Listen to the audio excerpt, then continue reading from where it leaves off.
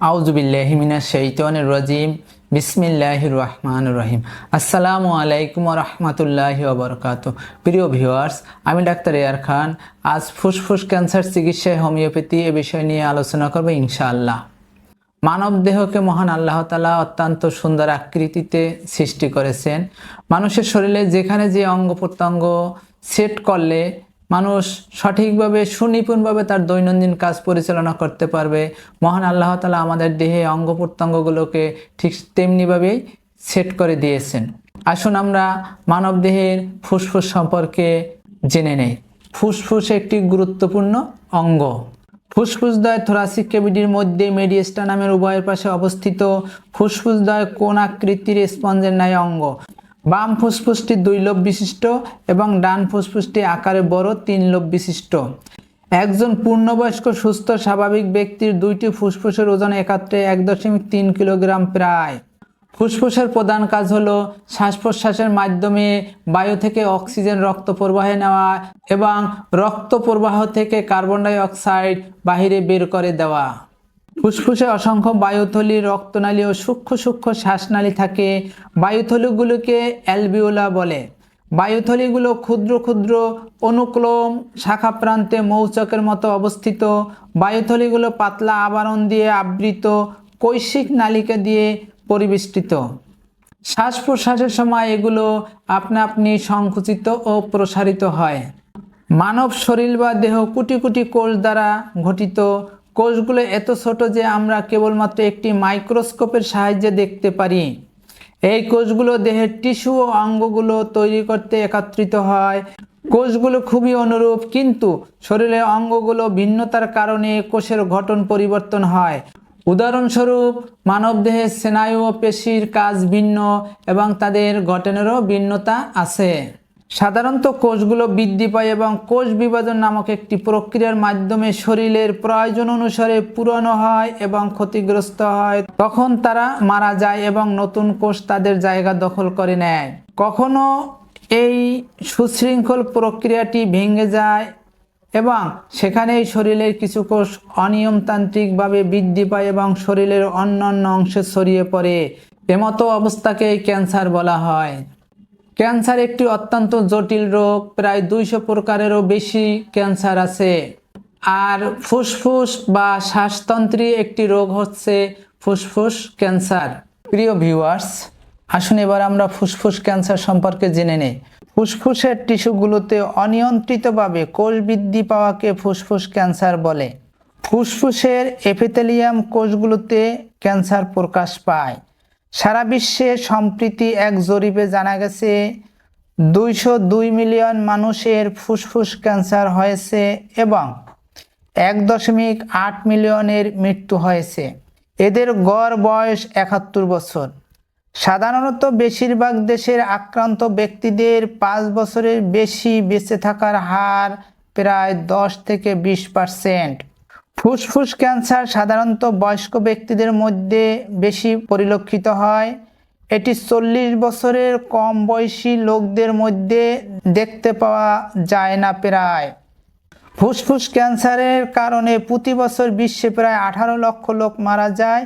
এদের মধ্যে 80% মানুষ দীর্ঘমেয়াদী তামাক সেবনের জন্য দায়ী, আর বাকি 15% মানুষ কখনো ধূমপান করেনি কিন্তু জেনেটিক ফ্যাক্টর ও বায়ু দূষণের কারণে আক্রান্ত হয়।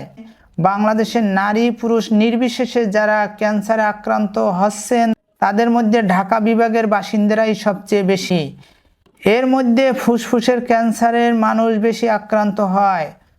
85 থেকে 90 ভাগ ফুসফুসের ক্যান্সারের জন্য দায়ী তামাকের ব্যবহার বা ধূমপান। সেদিক থেকে পুরুষেরাই ফুসফুস ক্যান্সারে বেশি আক্রান্ত হয়ে থাকেন। মৃত্যুর দিক থেকে বাংলাদেশে ফুসফুস ক্যান্সারের অবস্থান দ্বিতীয়। এই ফুসফুস ক্যান্সারে মারা যাচ্ছেন বছরে প্রায় 12,003 জন, যা মোট ক্যান্সারের মৃত্যুর প্রায় 11%। বাংলাদেশে প্রায় 21 লাখ রোগী ফুসফুসের ক্যান্সারে আক্রান্ত। তাদের মধ্যে 13 লাখই পুরুষ। 80 থেকে 90% ফুসফুসের ক্যান্সারের জন্য দায়ী হলো ধূমপান ও জর্দা খাওয়া। আর ফুসফুস ক্যান্সারে আক্রান্তের 90 ভাগই প্রত্যক্ষ বা পরোক্ষভাবে তামাক সেবনই দায়ী। প্রিয় ভিউয়ার্স, ফুসফুস ক্যান্সার কত প্রকার হতে পারে ও কি কি তা নিয়ে আলোচনা করব। ফুসফুসের ক্যান্সার প্রধানত দুই ধরনের হয়ে থাকে, এক নন স্মল সেল কার্সিনোমা, দুই small cell carcinoma.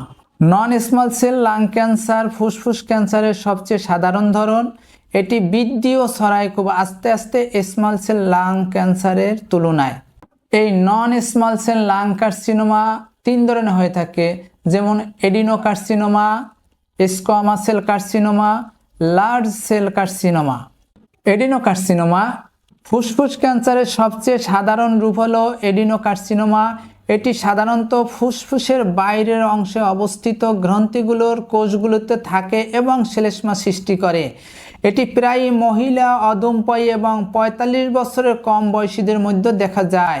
স্কোয়ামা cell carcinoma হলো ফুসফুস কোষগুলোর মধ্যে হওয়া ক্যান্সার যা শ্বাসনালীগুলোর পৃষ্ঠকে আচ্ছাদন করে। ফুসফুস ক্যান্সার ২৫ থেকে ৩০% হয়ে থাকে স্কোয়ামা সেল কার্সিনোমা থেকে। মহিলাদের তুলনায় পুরুষের মধ্যে স্কোয়ামা সেল কার্সিনোমা বেশি দেখা যায়। স্কোয়ামা সেল কার্সিনোমা ফুসফুস কেন্দ্রস্থল থেকে শুরু হয়। স্কোয়ামা সেল কার্সিনোমা এর কারণে প্রথম পর্যায়ে রক্তকাশির লক্ষণ প্রকাশ পায়। স্কোয়ামা সেল কার্সিনোমাকে এপিডার্ময়েড কার্সিনোমাও বলা হয়। Large cell carcinoma. Large cell carcinoma দ্রুত বৃদ্ধি পেতে থাকে। সাধারণত লার্জ সেল কার্সিনোমা মেটাস্টেটিক না হওয়া পর্যন্ত শনাক্ত করা যায় না। ফুসফুস ক্যান্সার প্রতি ১০ জন রোগীর মধ্যে একজনই লার্জ সেল কার্সিনোমার উপস্থিত দেখা যায়। এই ক্যান্সারের কোষগুলি মাইক্রোস্কোপের সাহায্যে বৃহত্তর ও বৃত্তাকার দেখা যায়। লার্জ সেল কার্সিনোমা ফুসফুসের যে কোনো স্থানে শুরু হতে পারে এবং দ্রুত বৃদ্ধি পেতে থাকে। স্মল সেল লাং কার্সিনোমা প্রায় ১০ থেকে ১৫% ফুসফুস ক্যান্সার নিয়ে গঠিত। স্মল সেল লাং কার্সিনোমা সব ধরনের ক্যান্সারের মধ্যে সবচেয়ে আক্রমণাত্মক এবং দ্রুত বর্ধনশীল। স্মল সেল লাং কার্সিনোমা ধূমপানের সাথে দৃঢ়ভাবে সম্পর্কিত। স্মল সেল লাং কার্সিনোমা শরীরের অনেকগুলো সাইডে দ্রুত মেটাস্টেটিক করে, আর স্মল সেল লাং কার্সিনোমা শরীরের বিস্তৃত হওয়ার পরে আবিষ্কৃত হয়। ধূমপান স্মল সেল লাং কার্সিনোমার প্রধান কারণ। স্মল সেল লাং কার্সিনোমা দ্রুত বর্ধমান ক্যান্সার যা অন্যান্য ধরনের ফুসফুসের ক্যান্সারের চেয়ে অনেক দ্রুত ছড়িয়ে পড়ে। স্মল সেল কার্সিনোমা আবার দুই ধরনের, এক স্মল সেল কার্সিনোমা, এটাকে আবার অটো সেল কার্সিনোমাও বলা হয়। দুই কম্বাইন্ড সেল কার্সিনোমা। প্রিয় ভিউয়ার্স, এখন আমরা ফুসফুস ক্যান্সারের কারণ জানার চেষ্টা করব। ফুসফুস ক্যান্সারের সুনির্দিষ্ট কারণ এখনও আবিষ্কৃত হয়নি, তবে আনুষঙ্গিক কিছু কারণ আমরা জেনে নেই। হোমিওপ্যাথির দৃষ্টিকোণ থেকে ফুসফুস ক্যান্সারের মূল কারণ হচ্ছে সোরা, সিফিলিস, সাইকোসিস, টিউবারকুলার ডায়াথেসিস। ইহার সাথে আরও কিছু আনুষঙ্গিক কারণ পরিলক্ষিত হয়।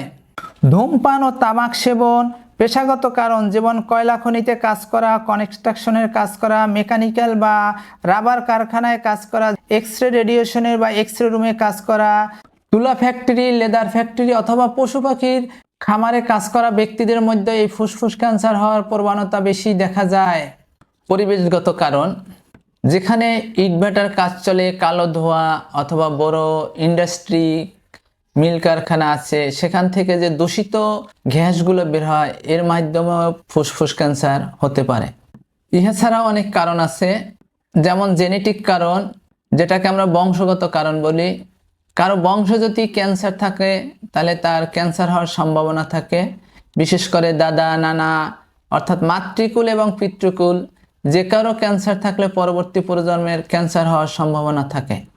ক্যান্সার হওয়ার জন্য খাবারও একটি গুরুত্বপূর্ণ বিষয়। বয়স একটি বিশেষ ফ্যাক্টর।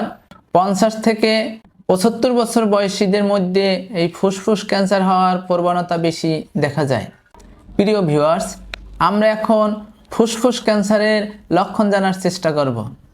ফুসফুস ক্যান্সারের রোগীদের শীত ভাব, জ্বর, রাতে ঠান্ডা লাগা বা ঘেমে যাওয়া, ক্ষুধাহীনতা। দেখা যায় যাদের শরীরে ক্যান্সার বাসা বাঁধে তাদের আস্তে আস্তে ক্ষুধা কমে যায়, কোনো কিছু খেতে ইচ্ছে করে না, খেতে মন চায় না, রুচি থাকে না, খেলে হজম হয় না, পেটটা ফোলা ফোলা থাকে, অস্বস্তি থাকে। এই ক্ষুধাহীনতাও ক্যান্সার রোগীদের মধ্যে পরিলক্ষিত হয়। বমি বমি ভাব থাকে, কোনো সময় রক্ত বমিও দেখা যায়। খাবার গিলতে কষ্ট হয়, ডোগা নিয়ে আসে না, মনে হয় যে তার অনেক খাবার গিলতে বা গলৎকরণ করতে অনেক কষ্ট বা ব্যথা অনুভব করে। অস্বাভাবিকভাবে ওজন কমে যায়, এত দ্রুত ওজন কমে যায় যেটা তারা অনুভবই করতে পারে না। শরীরের যে কোনো জায়গায় দলা বা চাকা চাকা দেখা দেয়, অলস হয়ে যায়, তার ভিতরে অলসতা প্রকাশ পায়, কোনো কিছু কাজ করতে তার ইচ্ছে হয় না, কোনো কিছু ভালো লাগে না, এক জায়গায় জবুথবু হয়ে বসে থাকে অথবা শুয়ে থাকে, কর্মস্পৃহা হারিয়ে ফেলে, অবসাদ ও দুর্বলতা পরিলক্ষিত হয়, একা একা বসে থাকে, কারো সঙ্গ তার পছন্দ হয় না, মনে হয় যেন সে পৃথিবী থেকে নিজেকে গুটিয়ে নিয়েছে, ক্লান্তিবোধ পরিলক্ষিত হয়, সে সামান্য কিছু কাজ করলেই দুর্বল হয়ে যায়, ক্লান্তি হয়ে যায়, শরীরে ঘাম দেখা দেয় অথবা কোনো কোনো ক্ষেত্রে শ্বাসকষ্ট দেখা যায়, দীর্ঘস্থায়ী কাশি ও স্বরভঙ্গ দেখা যায়, রক্তকাশি দেখা যায়, শরীর থেকে অস্বাভাবিকভাবে রক্তপাত হয়, নাক থেকে হতে পারে, মুখ থেকে হতে পারে, পায়ুপথ থেকে হতে পারে, যে কোনো জায়গা কেটে গেলে খুব অস্বাভাবিক রক্তপাত হতে পারে। এটা ক্যান্সারের রোগীর জীবনী শক্তির দুর্বলতার কারণে অস্বাভাবিক রক্তপাত পরিলক্ষিত হয়। দীর্ঘদিন কাশির ফলে ফুসফুসের ক্যান্সারের রোগীর কণ্ঠস্বর কর্কশ হয়ে যায়, কণ্ঠ ভেঙে যায়, কণ্ঠ পরিষ্কারভাবে সে কথা বলতে পারে না, বুকে ব্যথা অনুভব করে, কাঁধ অথবা বাহুতে ব্যথা অনুভব করা, হাড়ের মধ্যে শরীরের যে কোনো হাড়ের ভিতরে সে ব্যথা অনুভব করে, সেটা হতে পারে ফিমার, সেটা হতে পারে ব্যাকবোন অথবা সার্ভাইকাল, যে কোনো জায়গায় তার ব্যথা অনুভব হতে পারে হাড়ের ভিতরে। ফুসফুস ক্যান্সারে আক্রান্ত রোগীর ঘাড় ও মুখমণ্ডল ফুলে যেতে পারে, নিঃশ্বাসের দুর্বলতা পরিলক্ষিত হয়। ফুসফুস ক্যান্সারে আক্রান্ত রোগীর বুকে নির্দিষ্ট স্থানে ব্যথা অনুভব করে এবং শ্বাসকষ্ট পরিলক্ষিত হয়। ফুসফুস ক্যান্সারে আক্রান্ত রোগীর নখগুলো ফুলে ওঠে, মোটা হয়ে যায়। ফুসফুস ক্যান্সারে আক্রান্ত রোগীর বুক সামনের দিকে কবুতরের বুকের মতো উঁচু হয়ে যায়, অর্থাৎ বুকটা সামনের দিকে এরকম ফুলে ওঠে, মাথা ব্যথা অনুভব হয়। ফুসফুস ক্যান্সারে আক্রান্ত রোগীর মলে পরিবর্তন আসে, ডায়রিয়া হতে পারে, কোষ্ঠকাঠিন্য হতে পারে, মলের সাথে রক্ত যেতে পারে, স্কিনে পরিবর্তন আসতে পারে।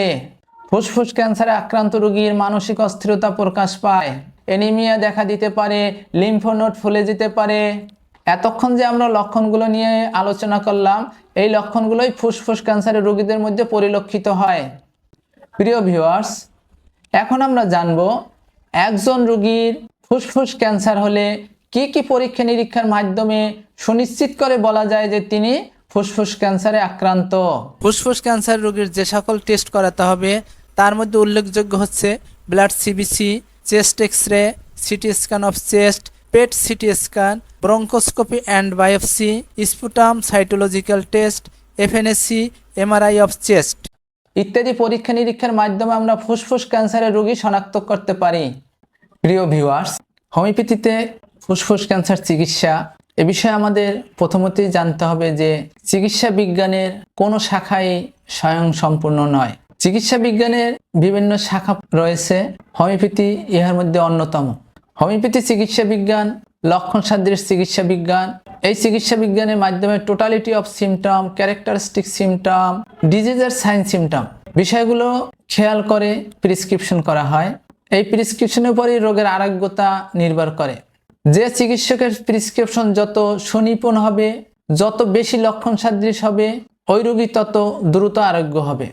হোমিওপ্যাথিতে এই ফুসফুস ক্যান্সারের জন্য অনেক মেডিসিন রয়েছে। লক্ষণ সাদৃশ করে আমাদের ঔষধ প্রেসক্রিপশন করতে হয়। যোগ্য, দক্ষ, অভিজ্ঞ হোমিওপ্যাথি চিকিৎসকের পরামর্শ নিলে আপনারা অবশ্যই ফুসফুস ক্যান্সার থেকে মুক্তি পাবেন বলে আমার বিশ্বাস। প্রিয় ভিউয়ার্স, ফুসফুস ক্যান্সার হলে মানব শরীরে অনেকগুলো জটিলতা দেখা যায়। এই জটিলতাগুলোর মধ্যে হচ্ছে bronchial obstruction, malignant pleural effusion, superior vena কেভার অবস্ট্রাকশন।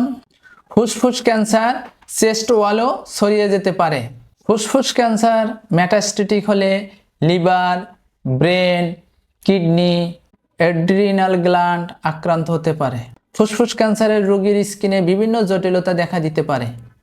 প্রিয় ভিউয়ার্স, ফুসফুস ক্যান্সারের রোগীর আদেশ, উপদেশ, নিষেধ, পালনীয় বিষয়গুলো জানার চেষ্টা করি। ফুসফুস ক্যান্সারের পথ্য সহজপাচ্য হতে হবে, পুষ্টিকর খাদ্য দিতে হবে, প্রচুর পরিমাণে তাজা টাটকা শাকসবজি ও আঁশ জাতীয় খাবার দিতে হবে। কম ফ্যাটযুক্ত উচ্চ ফাইবারযুক্ত খাবার দিতে হবে। প্রিয় ভিউয়ার্স, ফুসফুস ক্যান্সার রোগীর করণীয় বিষয়গুলো জেনে নেই। ফুসফুস ক্যান্সারের রোগীর প্রত্যেক দিন সকালে বিকালে মুক্ত বাতাসে ভ্রমণ করতে হবে। নিয়মিত কিছু ব্যায়াম করতে হবে, যেমন দৌড়ানো, সাইকেল চালানো, দড়িলাফ, হাঁটা। কমপক্ষে সপ্তাহে 2 দিন ভারী ব্যায়াম করতে হবে। ধূমপান, তামাক সেবন, জর্দা, নৈশি, তোক্তা ইত্যাদি বিষয়গুলো পরিহার করতে হবে। ফুসফুস ক্যান্সারে আক্রান্ত রোগীর ঠান্ডা এড়িয়ে চলতে হবে। ঘরে যদি এসি ব্যবহার করে এসির টেম্পারেচার 25-এর উপরে রাখতে হবে। ফুসফুস ক্যান্সারে আক্রান্ত রোগীর আলো বাতাসপূর্ণ ঘরে বিশ্রামে থাকতে হবে। বুকে সবসময় একটি আবরণ রাখবে, যাতে বাইরে ঠান্ডা বাতাস তাকে আক্রান্ত করতে না পারে।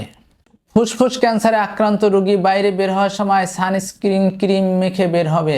ফুসফুস ক্যান্সারে আক্রান্ত রোগী নিয়মিত চিকিৎসকের পরামর্শে থাকবে। বয়স্ক রোগীদের নিয়মিত প্যাথোলজিক্যাল পরীক্ষা নিরীক্ষা করাতে হবে। প্রিয় ভিউয়ার্স, ফুসফুস ক্যান্সারে আক্রান্ত রোগীদের বর্জনীয় বিষয়গুলো জেনে নিন।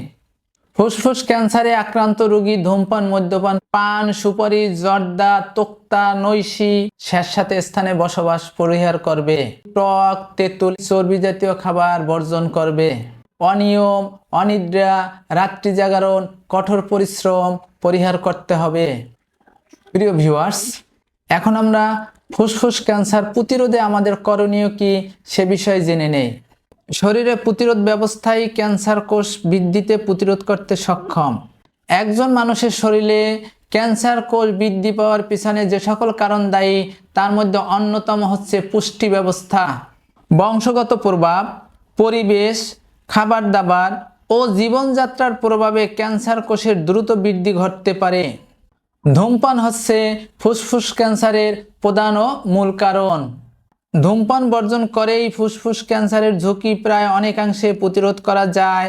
এছাড়া এই ফুসফুস ক্যান্সারের ঝুঁকি থেকে বাঁচার জন্য আরও কিছু পদক্ষেপ আমরা নিতে পারি। আর্সেনিক কিংবা ধূমপায়ী থেকে দূরে থাকা। বাসায় রেডন স্যাচার লেভেল পরীক্ষা করুন। যদি রেডন লেভেল বেশি থাকে তা কমিয়ে রাখুন। বিনা প্রয়োজনে চেস্ট এক্স-রে করা থেকে বিরত থাকুন। প্রচুর তাজা ফলমূল, শাকসবজি খেতে হবে এবং প্রচুর পরিমাণে কম ফ্যাটযুক্ত ও উচ্চ ফাইবারযুক্ত খাবার খেলে ক্যান্সার ঝুঁকি হ্রাস পায়। নিয়মিত ব্যায়াম করলে ক্যান্সার হওয়া থেকে রক্ষা পাওয়া যায়। যে সকল মানুষ ধূমপান করে তাদের সংস্পর্শে না যাওয়া এবং তাদের ধূমপানের ধোঁয়া এড়িয়ে চলা। ক্যান্সার প্রতিরোধে খাদ্যাভ্যাস গুরুত্বপূর্ণ ভূমিকা পালন করে। যুক্তরাজ্যের স্বাস্থ্য বিভাগ ক্যান্সার প্রতিরোধে দিনে অন্ততপক্ষে 5 প্রকারের শাকসবজি, ফল ফলাদি খাওয়ার পরামর্শ দিয়েছেন।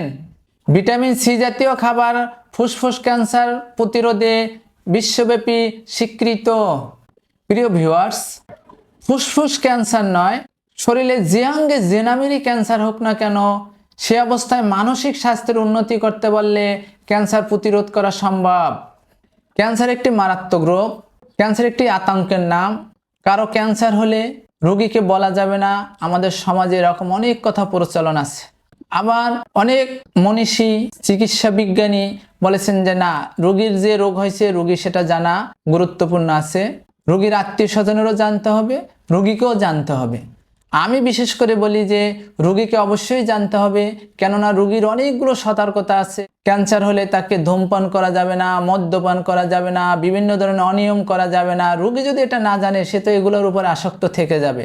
তাই আমি বলবো, ফুসফুস ক্যান্সার হলে রোগীকে যেভাবে জানাতে হবে, রোগীর আত্মীয় স্বজন, পরিচর্যাকারী যারা আছে তাদেরকেও জানাতে হবে, সতর্ক থাকতে হবে এবং লক্ষণ সাদৃশ্য হোমিওপ্যাথি চিকিৎসা করলে ফুসফুস ক্যান্সার আরোগ্য হবে ইনশাআল্লাহ। প্রিয় ভিউয়ার্স, আমরা ফুসফুস ক্যান্সার চিকিৎসা হোমিওপ্যাথি এ বিষয়ে আলোচনার একেবারেই শেষ প্রান্তে। আপনারা যে যেখানে বসে আমাদের এই অনুষ্ঠান দেখছেন অথবা শুনছেন, পরবর্তী অনুষ্ঠান দেখার আমন্ত্রণ জানিয়ে আজকে আমাদের এই আলোচনা এখানেই শেষ করছি। আল্লাহ হাফেজ।